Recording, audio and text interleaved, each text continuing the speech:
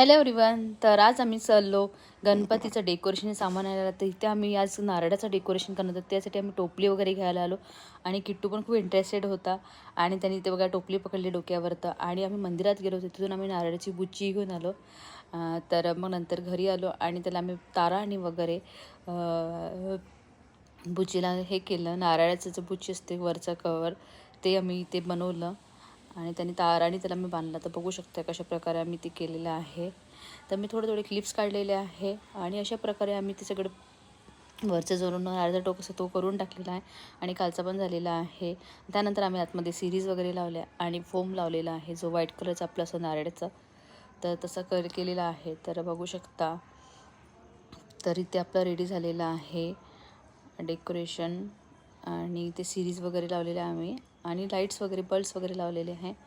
तर इथे पवनचे आमच्याकडे रिबिन्स होत्या ते यूज केले आणि नंतर आम्ही गणपती आणायला गेलो.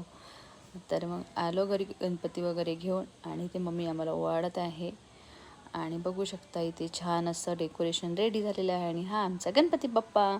तर कसा वाटला तुम्हाला छोटासा गणपती आणि छान क्यूटचा एकदम छान.